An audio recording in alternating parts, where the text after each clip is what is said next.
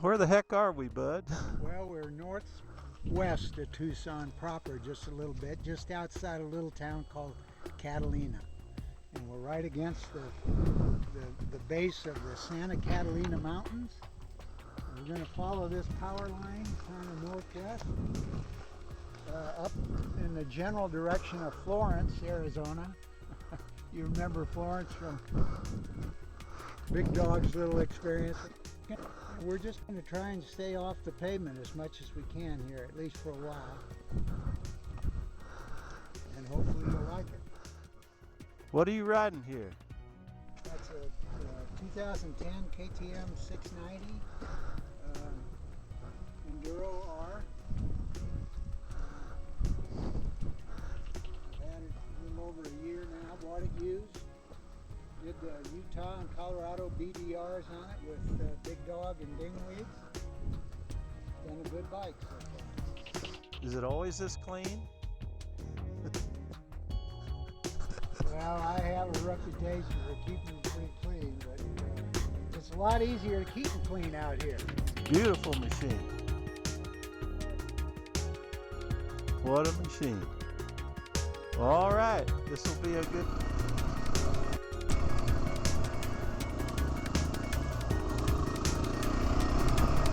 Bud just told me that we'll be following this power line for quite a while.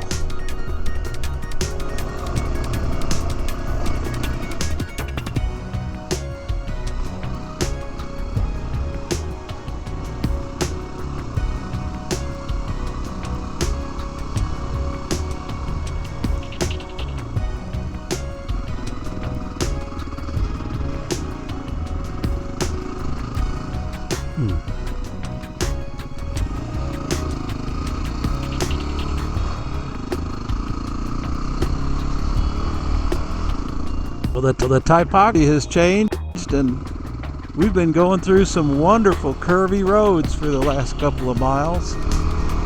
So let's see if I can get one or two curves on a video clip.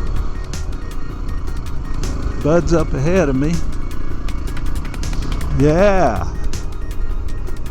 Yeah, isn't this neat?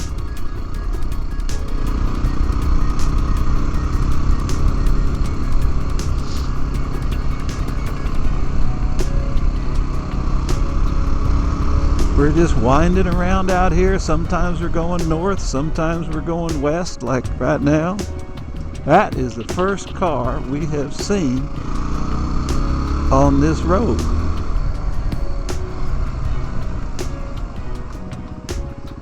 I pulled over here, I rolled this one more, so I'm glad, no problem. No problemo. I'm going to turn off right up here just a few hundred yards or so. Yeah. Onto what used to be one of my favorite little trails. It's become pretty well worn over the years, but I think you'll probably enjoy it. It's pretty nice. Oh, that was awesome. I love those. Yeah, good riding.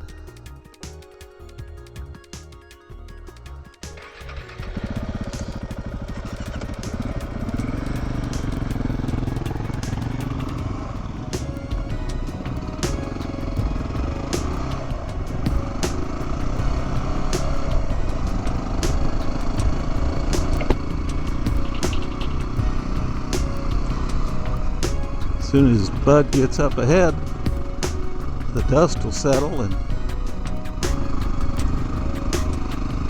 you'll have much better visibility and better air to breathe.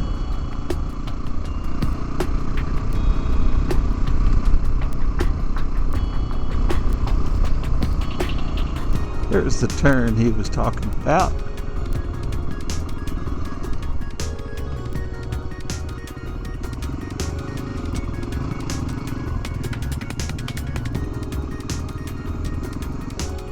Yee-haw! He sure knows this country. I presume he went up here. I don't see a speck of dust. Yep, I just saw him. Just saw his helmet.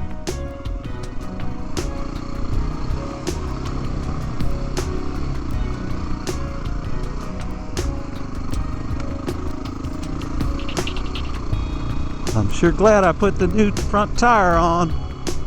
Wee-haw! I wouldn't want any less traction, that's for sure.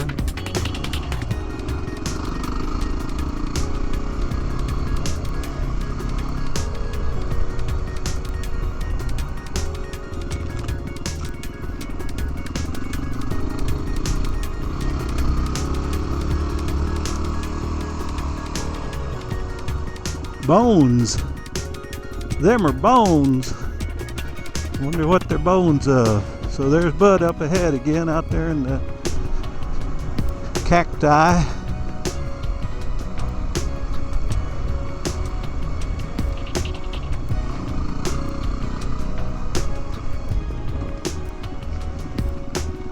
Wee-haw! Some rocks.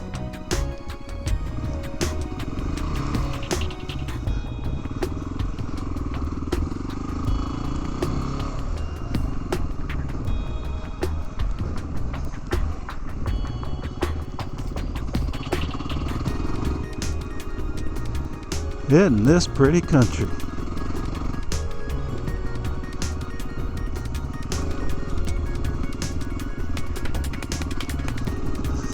This is a cow trail for sure.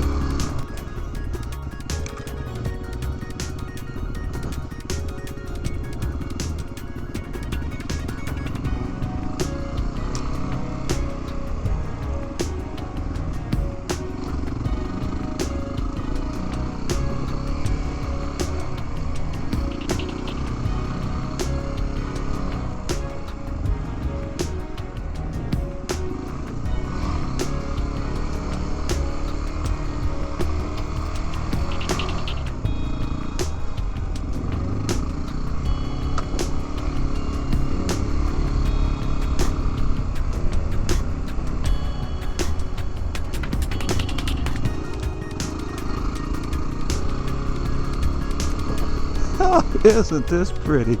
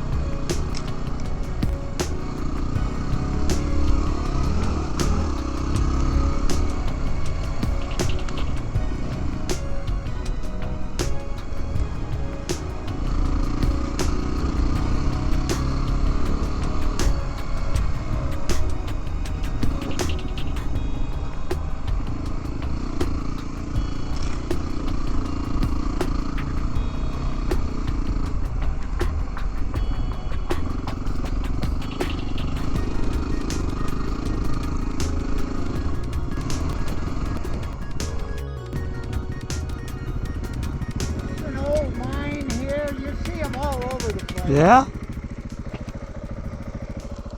Oh my goodness. Huh. It'll wind up just being a dump after a while. You think that was for uranium? No, they didn't mine uranium down here. It was gold, silver, lead, zinc. It opens up where it won't be quite so tight. Okay. So this used to be just single track. It was really nice. Ha! Now the quads are pretty much got it opened up. Man, it's beautiful. Isn't it nice? Really nice. Yeah, Bud is quite the rider.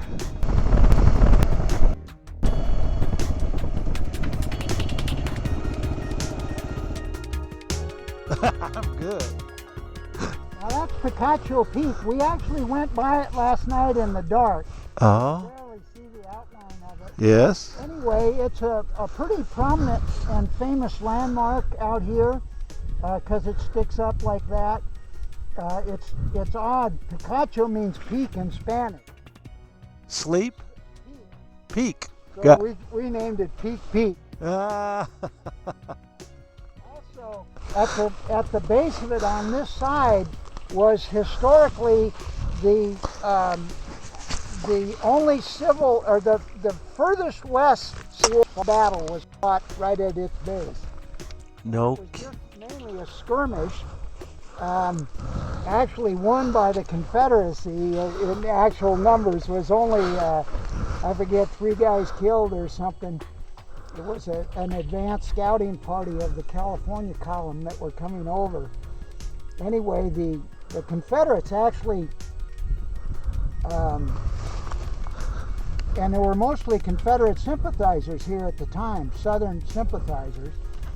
But when the California column came out of California with 1,500 Union troops, they pretty much drove them all the way back to Texas without too much of a fight. Last in the lower 48 to become a state. Oh. It was still part of New Mexico territory. Didn't become a state till 1912. How did they deal with water for themselves and their horses? That was tough. In fact, almost all the early settlements were established around sources of water, usually a spring. Sometimes wells were dug, but they weren't very deep. So yeah, it was critical. I mean, you can't exist out here. I mean, this is a wonderful day, but imagine being here when it's 110.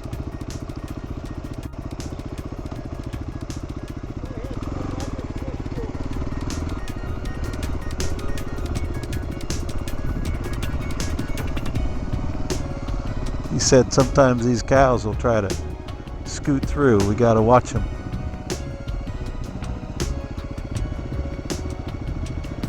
Man, they got some horns, don't they?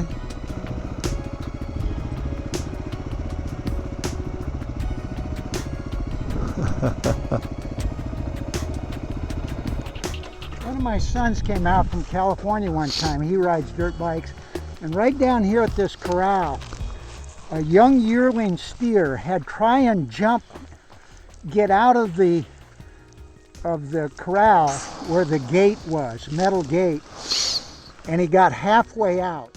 Oh. And so now he's wedged in on his gut, and he's in bad shape. Oh. We tried to get him out. We couldn't do it. So I rode all the way back and down to the ranch, and there was some hippie guy living in the ranch house. Anyway, he had the phone number of the rancher, and he called the rancher. And so next time I was out here, which wasn't too long after it, there wasn't any carcass anyway. So I don't know. I just hope that the young guy hadn't hurt himself internally so much that he wouldn't have made it. Wildlife, anything's possible out here. Javelina, deer, bobcat. Of course, the cows are a constant hazard. You got to watch for them. Okay.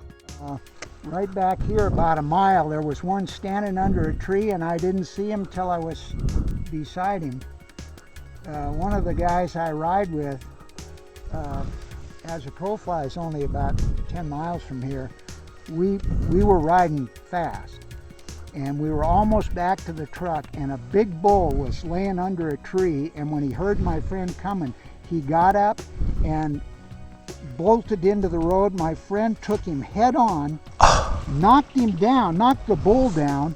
When we got to Jason, he was laying under a tree. The bike just cartwheeled in. He was laying under a tree, and when I ran up, he had blood from just puddled here in this crease, and it looked like he had slit his throat. And what happened was he not only got hurt by the impact, but he flew off and landed in a dry creosote bush, and the stick punctured his chin strap there and punctured his neck. It was a bad wreck. How'd you get him to the hospital? Well, he actually rode back. Yeah, it was miraculous. Was the stick in him? Yeah. And he rode back? Yeah. Well, no, we got the stick out. Got the stick out. Superficial on the stick. But that's what I was seeing, was the puddled blood from that wound. Oh man, it was scary there for a bit. The bike was, it was barely rideable. The forks were bent. The whole was a KTM Adventure all the instruments had been ripped off. We were like a half mile from the truck, so we just nursed it back. And that thing would still run. Yeah.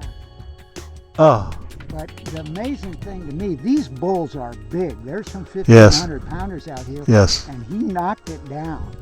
D- And then I tried to track the bull. The bull got up and left, and I tracked him for about a quarter of a mile. I figured, you know, if he got out here, he's probably okay. Yeah. But Wow. you do have to watch for them buggers. Wow. And then there's the obvious hazards. Stay away from these guys. Yeah. It's not pleasant. Yeah. The ones with kind of a bulb on them, those are called jumping choya. And they got that reputation from the fact that it seems like you don't even have to touch them and they'll jump up. Very seldom would we come out here where somebody didn't wind up with cactus in them. And we always carried one of those hair picks because they're perfect for that. You can Oh. get the clumps off a guy. I got tons of pictures of guys with stripped down full of cactus. Oh, You get Lord. the big chunks off of that, and then we also carry pliers and forceps so we can pull the rest.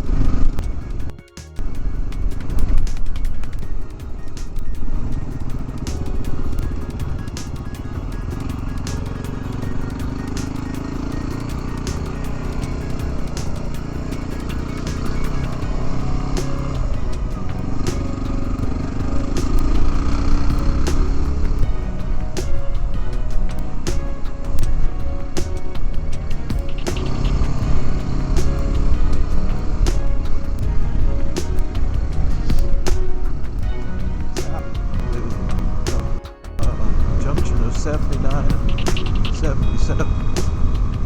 Turn north on 77 off of 79. And Bud's pointing out Willow Springs Road, which is where we did our ride on the second day. We're in the Oracle. We met a fella at the gas station riding the Suzuki DR650. That's him in the mirror. He's gonna tag along with us for a while.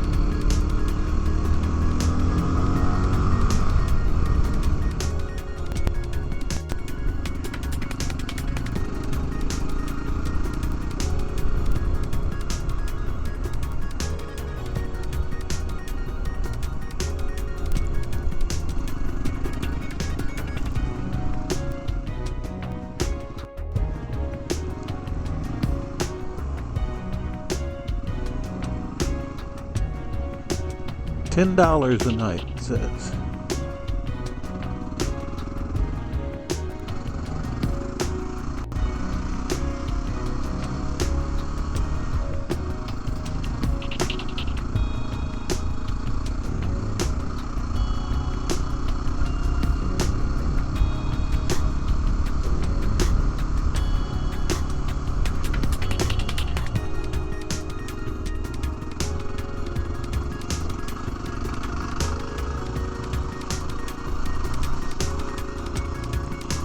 Ooh. Oh, there were some wicked stutter bumps.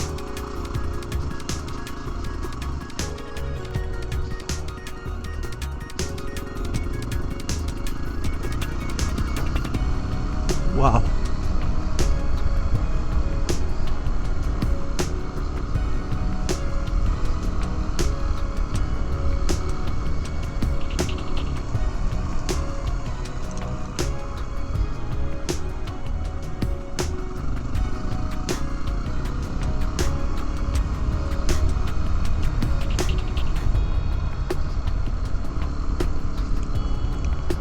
Wow, here's our first wildlife.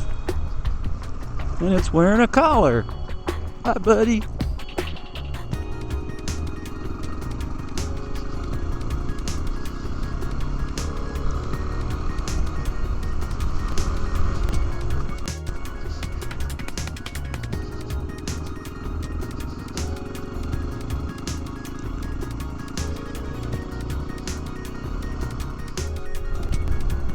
We've been going down for the last mile or so, but the GPS says we're still at 4,600 feet. This is National Forest Road 38.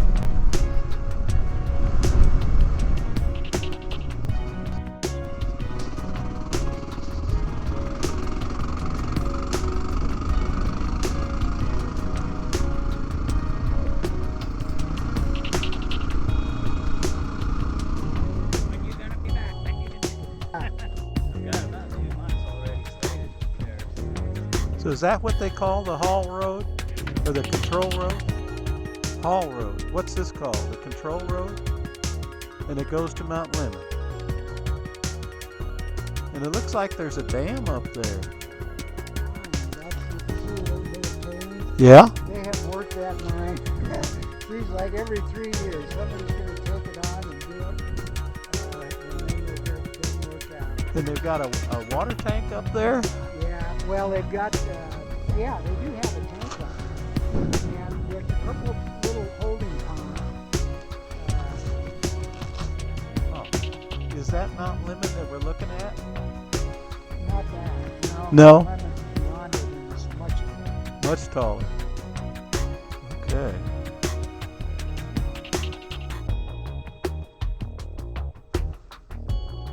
So we're leaving 38 and going that way on 4450. So then this is the beginning of 4450, which goes down to the river I don't know the name of.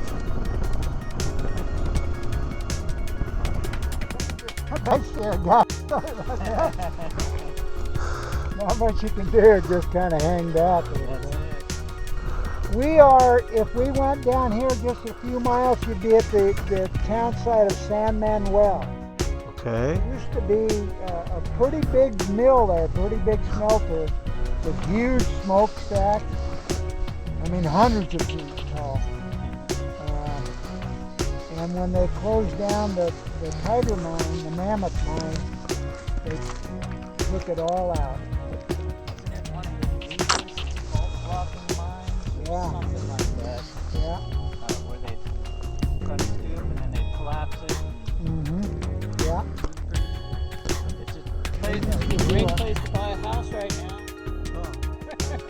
Yeah. You can pick up a house for $28,000, $30,000 no problem. Oh my. Where you come out if you go that? You can take this all the way to Interstate 10. Right down here a couple miles, we'll come down a hill and make a gentle right hand. You'll see a road going off there.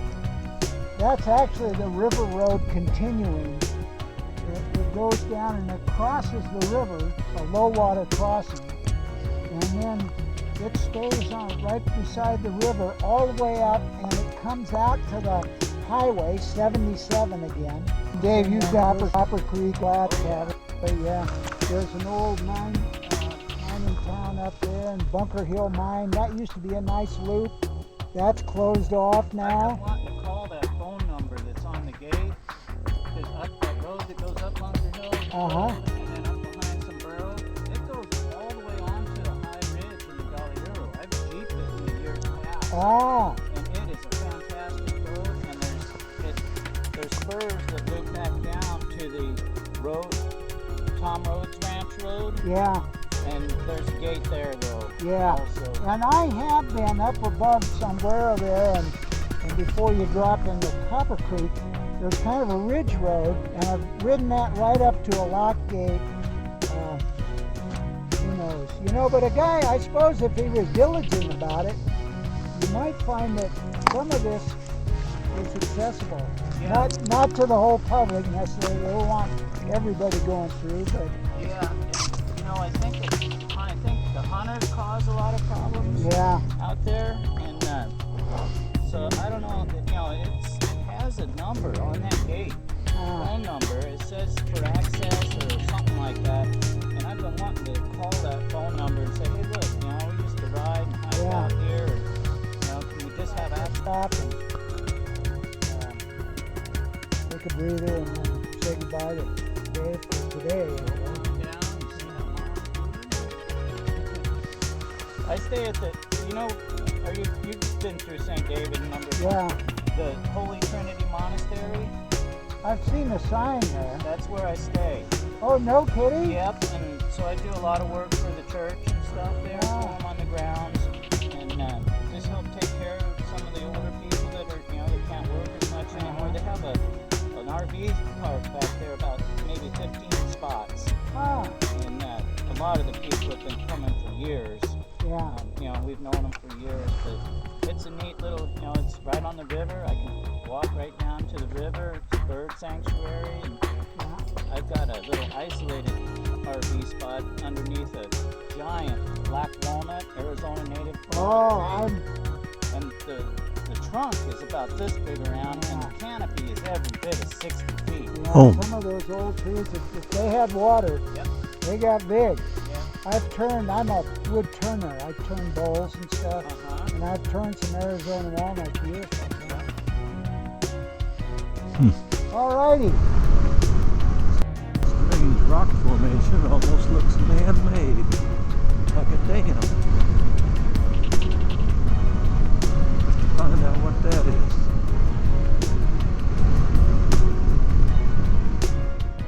Sure we'll hook up. Oh, yeah. I mean, I would really feel glad to have met you. Yeah, me too. Me too. Steve. So Bud just told me from here to home it's about 30 miles, and it's going to be wicked because we got the sun in our eyes, and a lot of it is wide open, but that can lull you into complacency because there are some wicked turns, some switchbacks. So we shall see.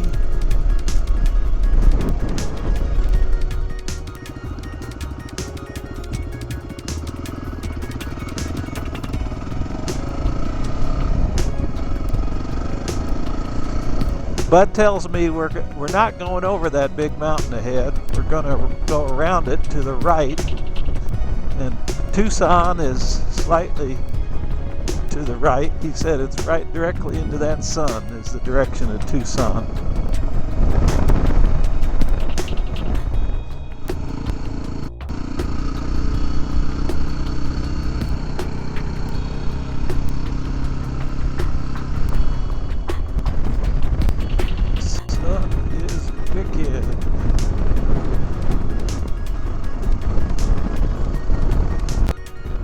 Well, the temperature has dropped. It feels like 15 to 20 degrees up here. Down lower, I actually had my jacket zipped all the way down and my air vents zipped open. I can't lower my face screen because the glare is too bad to get down. Dust in the sun, but I guess I'm just going to tough it out. It's closing up my nose, the cold air.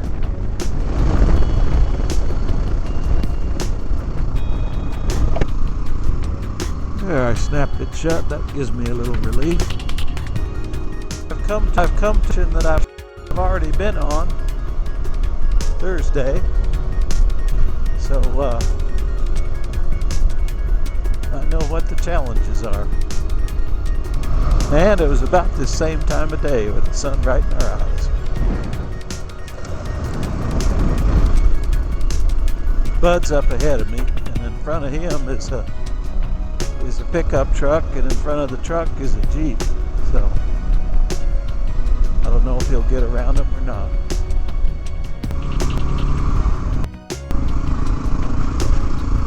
Well, a few minutes ago I passed the pickup truck who had actually pulled over and stopped.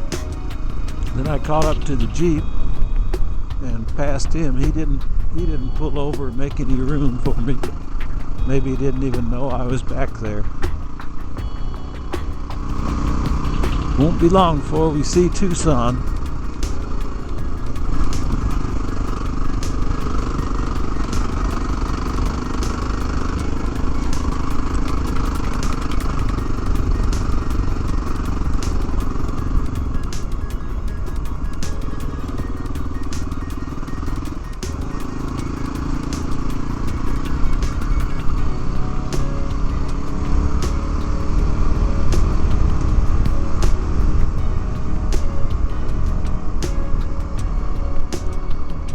There's Tucson.